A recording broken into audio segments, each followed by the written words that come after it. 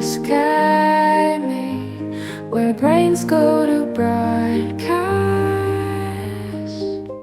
Okay, so today we're going to dive into a skill that honestly a lot of people see as just busy work. Oh, absolutely. Acknowledging your sources in your writing, it feels like a chore, but if you only see it as a rule you have to follow, you're missing out.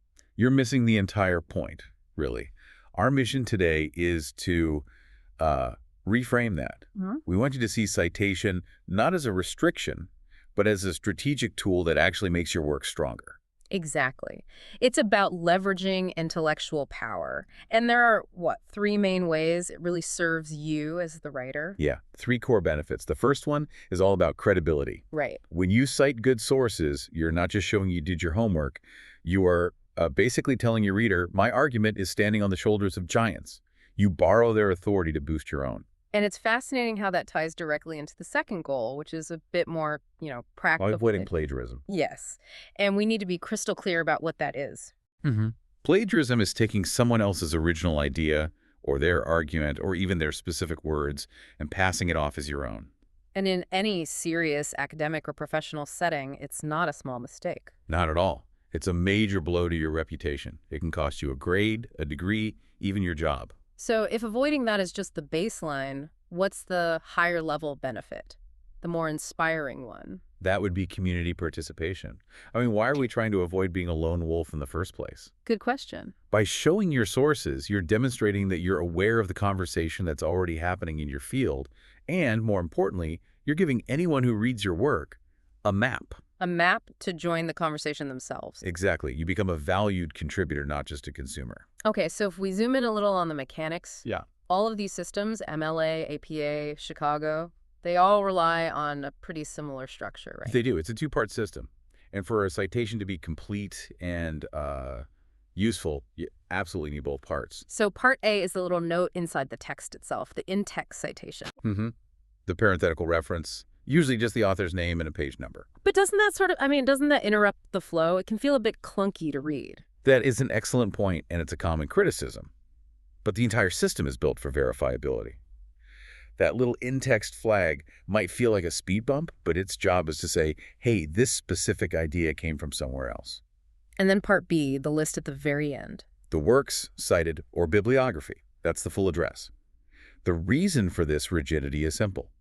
You have to give the reader enough information to find the exact source you used. No guesswork allowed. None. If they can't find it, the citation has failed. So this brings us to the big question. When you're sitting there writing, when do you cite? The short answer, always. Always. Pretty much. Yeah. Anytime you borrow someone else's idea, their argument, their data, their opinion, you cite it. And this is the part that trips people up. This includes summarizing and paraphrasing, right? Oh, that's the big one. People think, I changed all the words, so it's mine now. But you borrow the idea, the intellectual labor. That's what requires acknowledgement. So is there any exception? The one exception is common knowledge. But this is a gray area. How so? Well, the fact that the Earth revolves around the sun is common knowledge. You don't need to cite that. But what's considered common knowledge in, say, astrophysics is highly specialized information to an outsider. You have to judge your audience. Right. And I think most citation errors, especially for new writers, they're not malicious. They're just unintentional. Absolutely. It usually comes from messy research habits. You copy and paste a cool sentence into your notes, and a week later you've forgotten it wasn't your own thought.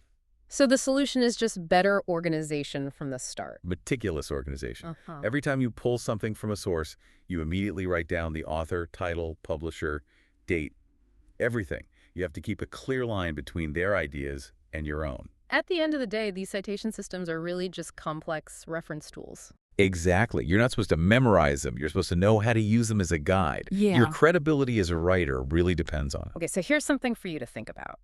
If paraphrasing still requires a citation because you're borrowing the idea, where's the line? Ooh, that's a good one. If a writer takes ideas from 5 different sources and weaves them into one totally new argument, at what point does that synthesis become so original that it's truly theirs? That's the intellectual edge every writer has to navigate. Something to chew on. Cascade me, where brains go to broadcast. Cascade Knowledge speaks, tuition sleeps.